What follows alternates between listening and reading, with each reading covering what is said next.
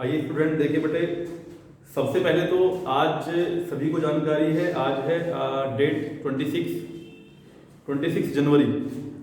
जैसा कि आप सभी लोग जानते हैं कि 26 जनवरी मतलब रिपब्लिक डे, यानी कि आपका गणतंत्र दिवस। तो सबसे पहले मेरी ओर से, मेरे विद्यालय की ओर से आप सभी को गणतंत्र दिवस की हार्दिक शुभकामनाएं। उसके बाद मैं आपको लेकर के चल रहा हूँ बेटा क्लास 12 में हमारी चल रही थी 8.2 में चैप्टर 8 था, क्लास 12 थी आपकी, क्लास 12 चैप्टर 8 एक्सरसाइज 8.2 समाकलन के अनुप्रयोग। तो इसमें क्वेश्चन आपके हो गए थे बेटा 2 तक। पहला और दूसरा क्वेश्चन मैंने आपको करा दिया था। अब क्वेश्चन नंबर 3 की ये वीडियो है, 3 में आप देख लीजिए। 3 कराऊंगा, इसमें 4 कराऊंगा, 2 क्वेश्चन कराऊंगा इस वीडियो में आपको मैं। तो 3 को आप देख लीजिए। 3 में क्या कहा उसने? 3 में आपसे कहा है y बराबर x² + 2 एक समीकरण ये दे रखा वक्र y बराबर एक समीकरण x, ये वाली समीकरण है एक आपके सामने। तो आपके पास में तो है y बराबर बच्चों x² + 2 एक समीकरण नंबर 1 डाल देते हैं हम लोग इसको। एक है आपके पास में y बराबर x, समीकरण नंबर 2। जैसा कि आप सभी को बता रखा था मैं चल रहा हूँ सॉल्यूशन लेके, मैंने आपको पढ़ाया था। इसमें चित्र सबसे पहले बनाते हैं। अगर चित्र हमारा बन गया तो क्वेश्चन वेरी सिंपल है। अभी क्वेश्चन बहुत इजी हो जाता है चित्र बनने के बाद। चित्र एक्चुअली मैंने बनाना सिखा रखा आपको। सबसे पहले चित्र बनाने के लिए हमें फॉर्मूले याद होना चाहिए। परवलय है, परवलय में 4 अक्ष पे फॉर्मूला बनता है। पहले धन अक्ष पे, x की धन दिशा में, x की ऋण दिशा में, y की धन दिशा में, y की ऋण दिशा में। तो ये परवलय का ही चित्र है, y बराबर x² + 2। लेकिन सर परवलय का जो फॉर्मूला होता है वो होता है, या तो होता है आपका y² बराबर 4ax, या y² बराबर -4ax, या x² बराबर 4ay, या x² बराबर -4ay। ये सबको जानकारी है आपको। तो ये जो बन रहा है मेरा x² से बन रहा है परवलय। अगर मैं बात करूं समीकरण 1 से,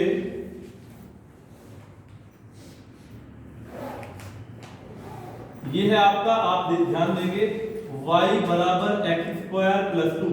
तो इसको अगर मैं सिंपल अपनी फॉर्म में करना चाहूँ, इसके स्टैंडर्ड फॉर्म में आप करना चाहें तो ये बन जाएगा बच्चों x² बराबर x² + 2, इधर का इधर, इधर का इधर। तो ये बन जाएगा x² बराबर y - 2, x² बराबर y - 2। तो ये आपका फॉर्मूला बन जाता है x² बराबर 4ay वाला फॉर्मूला, x² बराबर 4ay। एक्चुअली ये अलग सा थोड़ा सा दिखाई दे रहा है आपको, ये -2 है। यानी कि जो परवलय का चित्र बनेगा वो y अक्ष की धन दिशा में बनेगा। सबसे पहली बात तो ये दिखाई दे रही है आपको, क्योंकि y पॉजिटिव है तो y की धन दिशा में बनेगा, और y की धन दिशा में 2 माइनस हो रहा है, तो यानी कि y पे 2 पॉइंट ऊपर बनेगा ये चित्र आपका। कैसे, मैं आपको दिखाई दूं एक बार चित्र बना करके। चित्र से ही सारा क्वेश्चन होता है एक्चुअली। ये आपका चित्र है, देखिए ध्यान से आप लोग। ये होता है आपका x एक्सिस और ये होता है बच्चों आपका y एक्सिस। सबको जानकारी है। चलिए, तो चित्र जो बन रहा है y की धन दिशा पे बन रहा है। y की धन दिशा पे भी 2 माइनस हो रहा है, यानी कि 2 पर बन रहा है, यानी कि यहाँ पे 1 है, सपोज यहाँ पे 2 है। तो यहाँ से चित्र बन रहा है परवलय का इस प्रकार से। ये आपको ध्यान देना है। तो ये जो बिंदु होगा, आपको ये बता दूं आपको, ये 0.2 होगा, यानी कि x पे 0 चला, y पे 2 चला। ये -2 जो हो रहा है ना, इसलिए यहाँ बना। अन्यथा इसका शीर्ष यहाँ था, तो अब की बार शीर्ष क्या है 0.2। एक बात क्लियर हो जाती है। अब दूसरी इक्वेशन की बात कर लेता हूँ, y बराबर x की। y बराबर x की सबसे पहले इससे घिरे, इन चारों पॉइंटों से घिरे क्षेत्र का क्षेत्रफल पूछा है। तो पहले इनसे बना करके चित्र में घिरा हुआ पार्ट देखता हूँ, कौन सा पार्ट है घिरा हुआ इनसे। क्लियर है बात? तो चलिए समीकरण अब 2 से, समीकरण 2 क्या कहती है बच्चों? समीकरण 2 कहती है मेरी y बराबर x हो। y बराबर x में मैंने आपको बनाना सिखा रखा है चित्र कैसे बनता है। y बराबर x का मतलब y बराबर mx + c से हम लोग कंपेयर कर लेते हैं। m का मान 1, जब m का मान 1 है तो m बराबर tan थीटा, याद है आपको? तो मैं निकाल देना है, m बराबर क्या निकल के आ रहा है 1। तो m का फार्मूला होता है tan थीटा बराबर 1, tan थीटा बराबर tan π/4, यानी कि tan 45, यानी कि थीटा बराबर π/4 पे चित्र बनेगा। यानी कि यहाँ से π/4 का कोण बनाने वाली ये रेखा खींचेगी इस प्रकार से। यहाँ से थीटा का मान क्या है π/4। इस प्रकार से हमने चित्र पहले ही बनाए होंगे, आपको याद है, ऐसी बात नहीं है, सबको पता होगा कि ये चित्र कैसे बनता है। रेखा खींच ली आपकी y बराबर x है, क्या है y बराबर x वाली रेखा है। ये है आपका एक्स स्क्वायर बराबर वाई माइनस 2 वाला वक्र हो गया आपका परवलय। ठीक है, अब आपसे कहा है इसने ऐसे क्षेत्र का क्षेत्रफल हमें ज्ञात करना है बच्चों। कैसे क्षेत्र का क्षेत्रफल, ये आप ध्यान दें। ऐसे क्षेत्र का क्षेत्रफल हमें ज्ञात करना है, इसने कहा x बराबर 3 पर, क्या कहा इसने, x बराबर 0 से लेके x बराबर 3 तक आपको ये क्षेत्रफल ज्ञात करना है। x बराबर 0 से लेकर x बराबर 3 तक, तो 3 तक की बात अभी हम कर लेते हैं, कोई दिक्कत नहीं है। 3 तक हमें 3 कहाँ मिलेगा बच्चों, 3 की बात कर लेते हैं जरा। अब x बराबर 3 का एक रेखा खींचते हैं हम लोग, क्योंकि x बराबर 0 की तो कोई रेखा नहीं होगी, x को 0 आपके 0 0 पे रखा है। ठीक है बच्चों, अब x बराबर 3 का मान लीजिए 1, ये 2, ये 3, तो सपोज यहां से एक रेखा खींच जाती है हमारी इस प्रकार की, तो इसको मैं कहता हूं बच्चों x बराबर 3 वाली रेखा। आपको सबको पता है जब x बराबर 3 पे रेखा बिल्कुल सीधी खींचती है, इसके समांतर खींचती है, सबको जानकारी। तो हमें जो क्षेत्रफल निकालना है इन तीनों क्षेत्रों से, इससे भी और इससे भी, चार इन तीनों से घिरे हुए क्षेत्र को क्षेत्रफल। देखिए आप लोग, ये वक्र से घिरा हुआ क्षेत्र है, इस रेखा से घिरा हुआ क्षेत्रफल है वो, और इस रेखा से भी घिरा हुआ क्षेत्रफल, यानी कि मैं इसे डार्क कर लेता हूं। हमें बच्चों इस वाले भाग का क्षेत्रफल निकालना, जो मैंने शेडिंग कराया अभी, आपको सबको दिखाई दे रहा होगा, मैंने इस भाग का क्षेत्रफल मुझे ज्ञात करना है, इस शेडिंग पार्ट में। बात समझ में आ गई। देखो ये इस वाले वक्र से भी घिरा हुआ है, इस रेखा x बराबर 3 से भी घिरा हुआ है, और y बराबर x से भी घिरा हुआ है। ठीक है बच्चों, तो ये क्षेत्र है जिसका आपको क्षेत्रफल ज्ञात करना है। ये बिंदु आपका 0 0 हो जाता है, और ये बिंदु हो जाता है, क्योंकि 3 चला है x पे, तो 3 0 हो जाता है बिंदु आपका। ठीक है बच्चों, अब मैं बच्चों अगर मैं इस वाले बिंदु को भी निकालना चाहूँ ना, तो मुझे इसकी वैसे आवश्यकता नहीं पड़ेगी, मुझे आवश्यकता पड़ सकती है इस बिंदु की, मुझे आवश्यकता पड़ सकती है इस बिंदु की, हालांकि मुझे इसकी भी आवश्यकता नहीं है। वैसे निकालना चाहें तो निकाल सकते हैं आप, क्योंकि आप देख रहे हैं ये x बराबर 3 इसको काट रहा है, वक्र को 3 मान लेते हैं, यहाँ पे निकल जाएगा, लेकिन हमें इसकी आवश्यकता नहीं है। क्यों नहीं है आवश्यकता, क्योंकि हम लोग निकालना चाह रहे हैं इस वाले भाग का क्षेत्रफल। इस वाले भाग को मैं कह दूंगा, इसको मैं O डाल ले रहा हूं, इसको P डाल ले रहा हूं, इसको मैं Q डाल ले रहा हूं, इसको बिंदु R डाल ले रहा हूं, इसको T डाल दिया मैंने बच्चों। ठीक है, तो मुझे इस वाले क्षेत्र का निकालना, क्षेत्रफल OPQR का क्षेत्रफल निकालने के लिए क्या फॉर्मूला यूज करना पड़ेगा, ये थोड़ा सा आपको केयरफुली है, थोड़ा सा आप इस पे ध्यान देंगे बच्चों। तो इसका क्षेत्रफल निकालने के लिए मैं लिखूंगा छायांकित भाग का क्षेत्रफल, छायांकित भाग का क्षेत्रफल, भाग का क्षेत्रफल बराबर, तो आप लिखेंगे यहां से OPQR पूरा क्षेत्रफल है, तो मैं यहां से पूरा एक बार निकाल देता हूं, OPQRT का क्षेत्रफल, OPQRT का क्षेत्रफल। कारण सर इसमें तो ये भी आ गया खाली वाला, इसमें तो एक खालिस्तान का क्षेत्रफल भी आ गया, ट्रायंगल जो बन रहा है OTR, इसका तो हमें चाहिए नहीं, हमें तो केवल इसका चाहिए। तो भैया एक बात तो बताओ, जब मैंने OPQRT का निकाला है, तब ये इसे निकालना क्यों पड़ा, इसे निकालना क्यों पड़ा, क्योंकि हम लोग यहां से यहां तक तो निकाल नहीं सकते, हमें तो पूरा निकालना पड़ेगा ना इसका पूरा निकाल के अब हम क्या करेंगे, इसमें से त्रिभुज ORT का क्षेत्रफल माइनस कर देंगे, त्रिभुज ORT का क्षेत्रफल माइनस कर देंगे, तो ये शेडिंग पार्ट तो बच जाएगा, नहीं बचेगा। तो सीधी सी बात है, मैंने पूरा निकाल लिया है, OPQRT का क्षेत्रफल इसका पूरा का निकाल लिया मैंने यहां तक ऐसे करके। अब मैं इसमें से OTR का क्षेत्रफल ये वाला जो है घटा देता हूं, तो ये शेडिंग पार्ट भी तो बच जाएगा आपका, सीधा तरीका है आपका। तो मैं कर लेता हूं माइनस त्रिभुज OTR का क्षेत्रफल बच्चों। ठीक है, अब चलते हैं हम लोग इसमें फॉर्मूले कैसे लगाएंगे, देखिए आप लोग।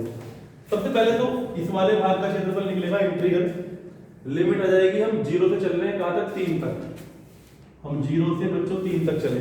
पहली बात, इसमें कौन से अक्ष का समीकरण लेंगे हम लोग, क्योंकि हम लोग इसमें यूज कर रहे हैं ज्यादातर इस वाले का, क्योंकि इससे तो हम निकाल सकते हैं, सबको जानकारी है, इससे तो हम कभी भी इंटीग्रल नहीं निकाल सकते, क्योंकि इसमें y नहीं होता, सबको पता है। यहां भी कोई समीकरण नहीं है, यहां भी कोई समीकरण नहीं, हमारे पास ये यूज हो रहा है, वाला परवलय यूज हो रहा है ना, तो परवलय से यूज होकर आपको यहां से निकालना है y का मान, क्योंकि आप dx पर ले रहे हो, आपने लिमिट क्या है के लिए बच्चों dx की, आपने x पे लिमिट ले लिया, तो आप dx लिखेंगे, यहां पर सबको जानकारी है।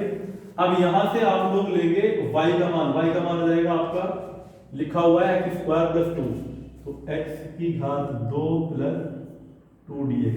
एक बात हो गई। माइनस त्रिभुज OTR का क्षेत्रफल निकालने के लिए बहुत सिंपल है आपको। OTR का क्षेत्रफल लिमिट तो वही रहेगी 0 से 3, हम लिमिट से निकाल देते हैं, कोई दिक्कत नहीं। 0 से 3 लिमिट रहेगी, क्लियर है बात। अब 0 से 3 लिमिट रहेगी तो मुझे यहाँ पे dx के साथ में फलन क्या लेना पड़ेगा? फलन सर इसको तो मैं यूज नहीं कर सकता x बराबर 3 को, लेकिन इसमें ये वाला फलन भी तो आ रहा है ना, देख रहे हो आप? भाई इसका तो निकाल रहे हैं आप, तो इसमें एक रेखा ये तो आ रही ना, ये है y बराबर x, तो x का dx निकाल देंगे हम लोग। बाकी आप जानते हो एज इट इज आप लोग कर सकते हो इसका इंटीग्रल। इसका इंटीग्रल हो जाएगा x की घात 3/3 प्लस 2x हो जाएगा की पावर 0 से 3 हो रही है, माइनस 0 से 3 x हो जाएगा x²/2। बस लिमिट भर देंगे आप लोग, जो भी आएगा आंसर। लिमिट भर देता हूँ, 3 क्या 9 क्या 27 भर देंगे ऊपर। अपर लिमिट भर रहा हूँ बेटे 3, पहले अपर लिमिट भर रहा हूँ, प्लस के 3 दूनी 6, माइनस के 0 भरूंगा तो 0 बन जाएगा सारा, ये 0 माइनस यहाँ पे 3 किया 9/2, ये 0 भरूंगा तो 0 हो जाएगा।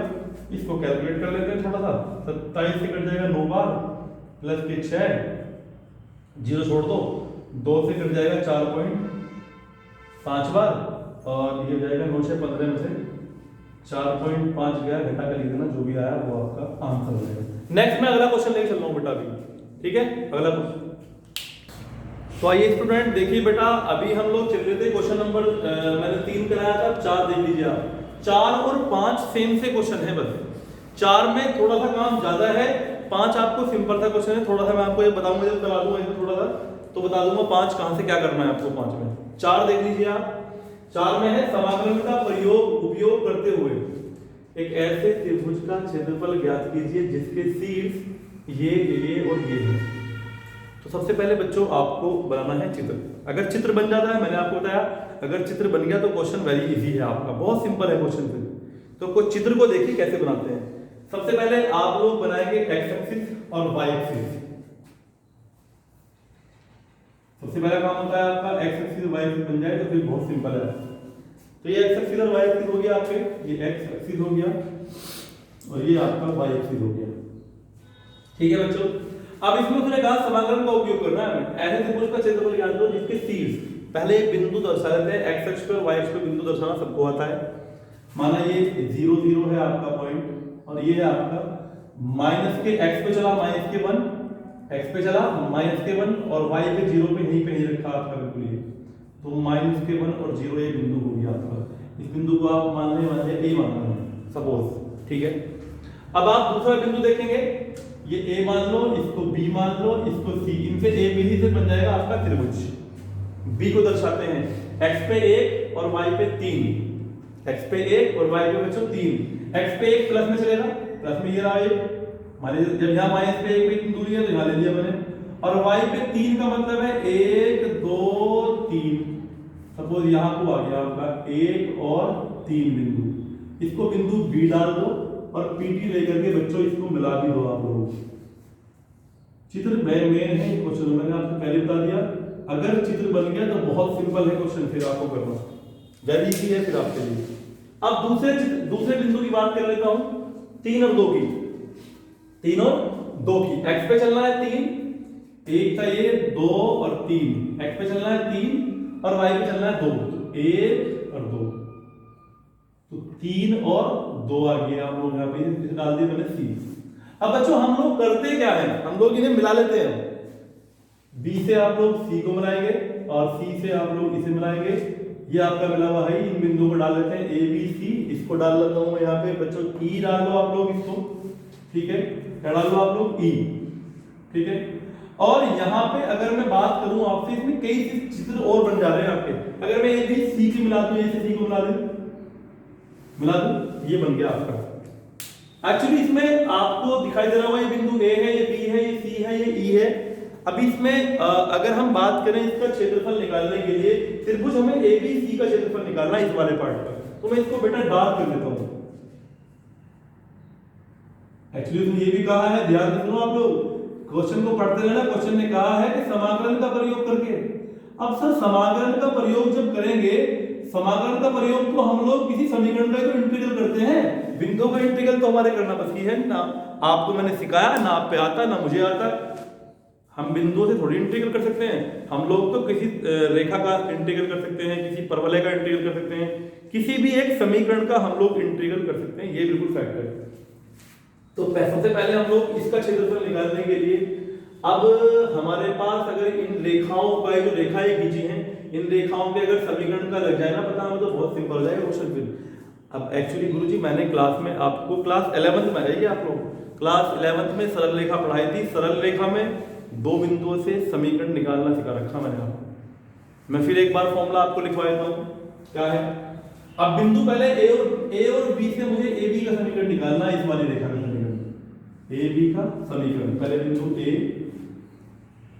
ए है आपका -1/0 और बी है आपका 1/3, तो x1 y1 x2 y2। मैं इनसे समीकरण निकाल लेता हूं। समीकरण का फॉर्मूला है, समीकरण का फॉर्मूला है बच्चों y माइनस y1 बराबर y2 माइनस y1 बटे x2 minus x1 x2 minus x1। सबको याद होगा ये फॉर्मूला, मैंने लिखवाया था क्लास 11 में, दो बिंदुओं से समीकरण बनाने का सूत्र। तो मान भर लेते हैं बच्चों इसमें, तो y का y है, तो y1 की वैल्यू 0 है, y2 की वैल्यू 3 माइनस y1 का मान 0 बटे x2 का मान है 1, x1 का मान है बच्चों आपका -1, तो +1 हो जाएगा ये वाला आपका, और x माइनस x1 का मान हो जाएगा माइनस का 1 + 1 हो जाएगा ये। इसको सरल करना है बच्चों, तो y बराबर देखो आप लोग 3 में से गया 3 में से होगा 3/2 x + 1, ये समीकरण निकल गया आपका। इसको ऐसे ही रखो, y बराबर ही में चाहिएगा, हमें y बराबर ही मान चाहिएगा, तो y बराबर इसको ऐसे ही रखो आप लोग। तो ये समीकरण आ गया y बराबर 3/2 और x + 1। ये बात समझ में आ गई आपके। अब निकालना बच्चों b और c का समीकरण भी चाहिएगा मुझे, तो b और c का, बिंदु b है आपका 1/3 और c है आपका, c बिंदु हो जाएगा आपका 3/2। इनका समीकरण निकालने के लिए फॉर्मूला लगाएंगे आप लोग, y माइनस y1 बराबर y2 माइनस y1 बटे x2 माइनस x1 और x माइनस x1। जब मैं मान भरूंगा y माइनस y1 का मान क्या हो जाएगा बच्चों, x1 y1 x2 y2, y1 का मान हो गया 3, y2 का मान हो गया 2, y1 का मान हो गया 3, x2 का मान हो गया 3, x1 का मान हो गया 1, x1 का मान हो गया 1। इसको सरल कर लेता हूं, तो y ये हो जाएगा आपका बच्चों y माइनस के 3 बराबर माइनस का 1 बच रहा है यहाँ पे, बटे यहाँ बच रहे हैं 2 और x माइनस के 1 बच रहे हैं, तो इसे सरल करूंगा y बराबर हो जाएगा, ये 3 पहुंच जाएगा इधर, माइनस के 1/2 x माइनस के 1 माइनस प्लस में 3 आ गया बच्चों। इतनी बात समझ आती है आपको। अब मैं इसको लघुत्तम भी ले सकता हूँ, थोड़ा सा और सरल कर सकता हूँ इसको मैं। जब मैं लघुत्तम लूंगा 2 आएगा, माइनस के x हो जाएगा ये, और ये कर देना इसे माइनस माइनस +1 और 2 दिया हो जाएगा बच्चों 6। ठीक है बच्चों, तो ये हो जाएगा आपका माइनस के x बटे प्लस के 7 बटे 2 बटे 2। तो 1/2 को मैंने रख लिया बच्चों, माइनस का 1/2 बाहर निकाल लिया, x माइनस के साथ बच जाएगा ये, क्योंकि माइनस को मत लूंगा तो अंदर माइनस बन जाएगा, माइनस का 1/2 बाहर ले लिया तो x -7 बन गया। ये आ गया आपका किसका समीकरण, y बराबर माइनस का 1/2 x -7, ये bc का समीकरण आ गया। अभी ac का समीकरण बाकी है बच्चों, ac का समीकरण भी मैं आपको निकाल के दिखा रहा हूं, कोई दिक्कत नहीं है। देखिए आप ac का समीकरण, a क्या है आपका, ca का समीकरण निकाल लो, 3 और 2 है, और a है आपका माइनस के 1/0, तो बच्चों x1 y1 x2 y2, ca का समीकरण हो जाएगा आपका, ac का एक ही बात है, कोई दिक्कत नहीं है। तो फॉर्मूला रहेगा y माइनस y1 का मान 2, y2 minus y1 0 minus 2, x2 हो गया 1 माइनस के 3 और x माइनस x1 का मान हो जाएगा 3। तो y माइनस के 2 बराबर माइनस के 2 माइनस के 4 कट गया 1/2 x माइनस 3 y माइनस के 2, तो y बराबर आ गया 1/2 x माइनस 3 प्लस के 2, तो लघुत्तम आ गया 2 x माइनस के 3 प्लस के 2 दूनी हो जाएंगे 4, तो ये आ गया x प्लस का 1/2 यानी कि 1/2 बाहर ले लिया x प्लस 1। इतनी बात आपको समझ में आ गई होगी मेरे हिसाब से। अब मैं चलता हूँ बच्चों आगे। देखिए समीकरण आ गई आपकी y बराबर, मैं इसको भी लिख लेता हूँ, y बराबर आ गई आपकी ये 1/2 और x प्लस 1। मैंने सबको y बराबर लिखा क्योंकि y बराबर ही हम लोग यूज करने वाले हैं आगे भी। अब आप देखिएगा मैं इसको एक बार बेटा साफ कर देता हूँ। मैं आपका जो क्वेश्चन में निकालना है उसको निकालना सिखा रहा हूँ, कैसे आपको निकालना है। ठीक है बच्चों, तो देखिएगा सब लोग आप, मैं इसको एक बार यहाँ से साफ कर लेता हूँ, कोई दिक्कत नहीं। दोबारा चल रहा है क्वेश्चन में, क्वेश्चन थोड़ा सा बड़ा है, कोई दिक्कत नहीं है, लेकिन आपको बड़ा होने के बावजूद भी पता है सारी क्रिया बता रहा हूँ, बहुत आसान है। आपको एक ही फॉर्मूले को 3-3 बार यूज कर रहे हैं तो आसान तो हो गई भाई। एक ही फॉर्मूले को हमने 3-3 बार तो यूज किया है। पहले ए बी का समीकरण निकाला है, फिर बी सी का समीकरण निकाला है, फिर सी ए का निकाला है, और एक्चुअली इसमें निकालने के बाद आपको फॉर्मूला एक ही यूज करना है। और ये फॉर्मूला भी आपका क्लास 11 का है, पहले पढ़ा हुआ फॉर्मूला है, तो इसी तो क्वेश्चन हो जाता है। अब मैं आपके चलता हूँ आगे, इसका हमें क्षेत्रफल कैसे निकालना होगा। एक काम कर लेते हैं, ये बिंदु जो 1 3 है, अगर मैं इस बिंदु को यहाँ मिला लूं तो ये बिंदु बन जाता है। इसको मान लेता हूँ मैं ए बी सी डी मान लो इसको आप। ठीक है बच्चों, जब मैंने डी मान लिया इसको, ये ई हो गया, तो ये बिंदु बन जाएगा। यहाँ पे चले हुए हैं हम 1 और y बन जाएगा 0। चूंकि अब मैं क्षेत्रफल निकालना चाह रहा हूँ, अब इसका छायांकित भाग का क्षेत्रफल, तो मैं फॉर्मूला लिखता हूँ बच्चों यहाँ पर, छायांकित भाग का क्षेत्रफल बराबर, कि वहां जगह नहीं आएगा नहीं फॉर्मूला, छायांकित भाग का क्षेत्रफल बराबर। एक्चुअली जब मैं छायांकित भाग का क्षेत्रफल निकालूं तो एक काम कर लेता हूं, मैं इसका पूरे का निकाल लेता हूं। त्रिभुज ए बी, देखो त्रिभुज ए बी डी का क्षेत्रफल निकाल लो पूरे का, ए बी डी का क्षेत्रफल पूरे का, त्रिभुज ए बी डी का। देखते रहो मैं कैसे कैसे निकालूंगा त्रिभुज ए बी डी का क्षेत्रफल। एक्चुअली मुझे तो निकालना तो गुरुजी इसका है, केवल छायांकित का, लेकिन निकाल कैसे रहा हूं, पहले निकाल रहा हूं मैं ए बी डी का, इसका क्षेत्रफल निकाल रहा हूं मैं, इधर निकाल। बात क्लियर है। अब ये बन रहा आपका समलंब बी सी ई डी, इसको आप कुछ और डाल दो, बिंदु काट रहा है यहां भी, एफ डाल दो इसको, क्योंकि मैं इसे कह देता हूं D B D F B डाल दो, चाहे एक ही बात है। तो डी बी सी ई का क्षेत्रफल निकाल लो, डी बी सी ई का क्षेत्रफल, इसे कहते हैं, देखो ये त्रिभुज तो है नहीं, ये तो आपका पंचभुज है, तो इसे समलंब बोलते हैं। दो जिसमें दो रेखाएं समांतर होती है तो समलंब बोलते हैं उसको। तो मैं इसमें से जोड़ देता हूं, आप लोग देखेंगे। मैं निकाल रहा हूं त्रिभुज एबीडी का क्षेत्रफल, मैं जोड़ ले रहा हूं। इसमें आपने एक छायांकित भाग ये वाला तो आना कि केवल ये वाला भी रह गया, तो जोड़ देता हूं समलंब। समलंब मत लिखो, डायरेक्ट लिखो आप इस भाग का क्षेत्रफल, कोई दिक्कत नहीं। अगर आपको ऐसा लग रहा है कि नया नाम आ गया आपके सामने, तो डी बी सी ई का क्षेत्रफल, ई का क्षेत्रफल। अब आपने देखा ये भी निकाल लिया आपने ये भी निकाल लिया, जिसमें छायांकित भाग दोनों में आ गए। अब इसमें ये भाग फालतू आ गए, खाली खाली डिब्बे हैं, ये ट्रायंगल ये ट्रायंगल। तो एक काम कर लेते हैं बच्चों, इसमें से घटा देते हैं हम लोग इसका क्षेत्रफल, ए सी ई का क्षेत्रफल, त्रिभुज ए सी ई का क्षेत्रफल। जब हम इसमें से ये घटा देंगे तो ये ऊपर ऊपर तो बच जाएगा। देखो मैंने क्या करा, ये क्षेत्रफल प्लस ये क्षेत्रफल, तो ये क्षेत्रफल आ गया, बस ये बचा केवल ये सारा आ गया। अब इसमें ये घटाना हमें, तो हम क्या करेंगे, इसमें से हम पूरा जो घटा देंगे, ए हमने क्या करा, हमने पूरे का पहले तो इसका निकाला, देखो फिर हमने इसका निकाला, तो ये सारा आ गया इसमें। अब इस सारे में से ये माइनस करना है खाली वाला, तो हम क्या करेंगे, ए सी ई का क्षेत्रफल हम क्या कर देंगे, माइनस कर देंगे इसमें से। तो कर देते हैं, कोई दिक्कत नहीं। देखो लिमिट कौन कौन सी यूज करेंगे हम लोग, इंटीग्रल। हम लोगों ने करा ए बी डी का, ए बी डी का, तो लिमिट क्या हो जाएगी 0 से हम लोग चले -1 से, कहां चले -1 से, कहां तक गए, 1 तक गए। dx ले रहे हैं क्योंकि x अक्ष की लिमिट ली हमने, तो dx लेंगे हम लोग। तो अब इसमें समीकरण कौन से लेंगे, देखो इसमें तो कोई समीकरण नहीं है हमारे पास, ना इसकी हमारे पास कोई समीकरण है, हमारे पास समीकरण है इसकी ए बी की। तो ये है आपका y बराबर 3/2, 3/2 को बाहर निकाल लो बच्चों डायरेक्टली, ये हो जाएगा x + 1 का इंटीग्रल। एक बात समझ आ गई आपके। अब चलता हूं आगे, प्लस अब मैं त्रिभुज DBCE का क्षेत्रफल इसका निकाल रहा हूं, DBCE का, DBCE का।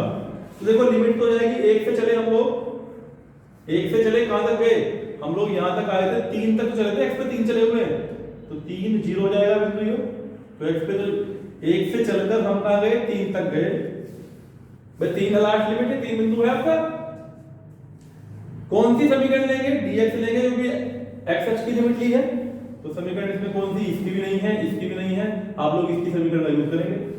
तो ये माइनस दे देते हैं आप लोग, माइनस का 1/2 और ये आपका x माइनस के साथ इसका इंटीग्रल हो गया, प्लस माइनस आ गया फॉर्मूले में। फिर मुझे ACE का क्षेत्रफल, ACE का क्षेत्रफल, तो लिमिट क्या लूंगा बच्चों, -1 से गया, कहां तक गया, 3 तक गया, मैं तो गया 3 तक।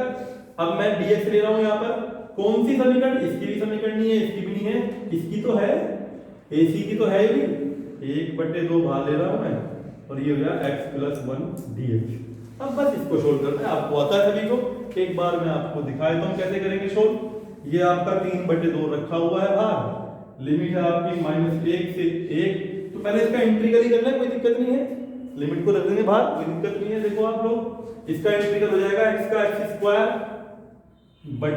और 1 का हो जाएगा 1x, 1 का हो जाएगा 1x, लिमिट होगी -1 to 1, ये आपका प्लस माइनस हो जाएगा, प्लस माइनस माइनस 1/2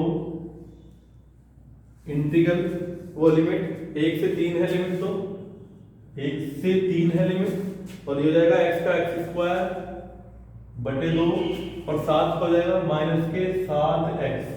ठीक है बच्चों, ऐसे इसी प्रकार हो जाएगा माइनस का 1/2 और लिमिट हो इसका हो जाएगा इंटीग्रल x² 2 और प्लस का x, और ये हो जाएगा 1 और 3 आपका, सॉरी -1 से 3। बस इसको आप सरल करना है, इसको सरल करना आप सब जानते हो, इसको 3/2 बाहर रखना, अपर लिमिट भरेंगे 1 का स्क्वायर 1/2 प्लस का 1, माइनस का भरेंगे, माइनस का 1 का स्क्वायर बचेगा तो 1 का 1/2 ही आएगा, लेकिन ये इसको कर देगा माइनस, ये वाला फॉर्मूला, ये वाला माइनस कर देगा माइनस, लेकिन ये कर देगा उसको फिर +1। ठीक है ना भाई, अपर लिमिट तो आ गई है, माइनस लोअर लिमिट भरेंगे तो लोअर लिमिट 1 का स्क्वायर पॉजिटिव 1 बन जाएगा /2, माइनस तो फॉर्मूले वाला है ना, और ये करता फिर यहाँ पे माइनस, तो ये इसने कर दिया फिर प्लस। आगे चलेंगे 1/2,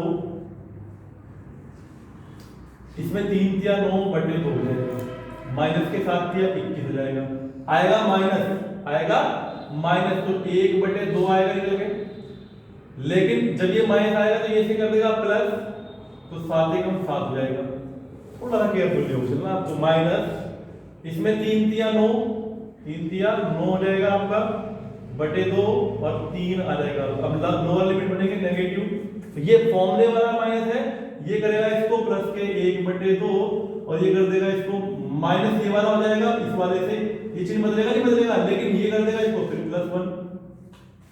ये ध्यान रखना आप लोग, ऐसे ना हो तो पूरा खोल के लिमिट भर लेना आप लोग, अपर लिमिट ब्रैकेट बंद माइनस लोअर लिमिट ऐसे कर लेना आप लोग। तो 3/2, 3/, देखो आप लोगों ने ये 3/2 इसकी भर दी लिमिट, ये 1/2 इसकी लिमिट भर दी, ये 1/2 छोड़ दिया हमने।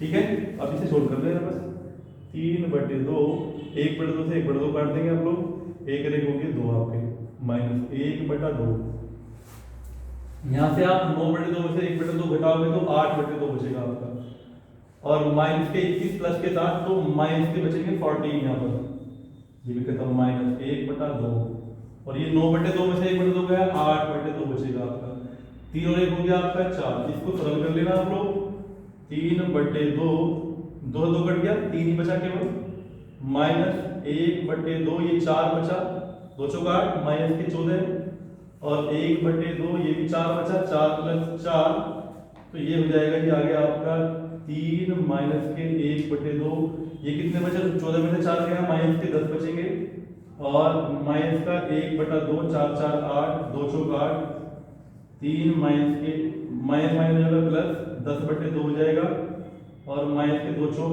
8 हो जाएगा, बस इसको सरल कर लेना, जवाब है आपका वो आंसर है। ठीक है बच्चों, अब तो कर लोगे आप सरल। तो बच्चों अभी आपने देखा ये क्वेश्चन तो आपका हो गया क्लियर। अब क्वेश्चन नंबर 5 की अगर मैं बात करूं आपसे, 5 में आप क्वेश्चन पढ़ेंगे। 5 में जो क्वेश्चन कह रहा है, 5 में भी क्वेश्चन बेटा यही कह रहा है आपसे कि समाकलन का प्रयोग करते हुए, उसमें आपको बिंदु नहीं दे रखे, आपको उसमें 3 रेखाएं दे रखी हैं। 3 रेखाएं दे रखी, जब आप उन रेखाओं को खींचोगे, जब उन रेखाओं से आप बनाओगे, आप समाकलन का चित्र बनाओगे, तो बिल्कुल सेम चित्र था आपका ऐसे ही बन के बैठेगा। और उसमें आपको तीनों रेखाएं आपको दे रखी है, उसने तीनों रेखाएं दे रखी है आपको। तीनों रेखाओं से आप जब चित्र बनाओगे तो ऐसी रेखाएं दे रखी, तो बिंदु नहीं दे रखे आपको, उन तीनों से ऐसे ही आप लोग उसका भी इंटीग्रल निकाल लेंगे। उसके बाद मुझे लगता है आपका लास्ट क्वेश्चन होगा, फिर बहुविकल्प पे 2 क्वेश्चन है, बहुविकल्प को आप करेंगे, बहुत सिंपल से क्वेश्चन है, बहुत आसान से क्वेश्चन है। मैं नेक्स्ट वीडियो में कल आपको नेक्स्ट एक्सरसाइज आपकी जो है विविध प्रश्नावली लेकर के चलता हूँ। ठीक है बेटो।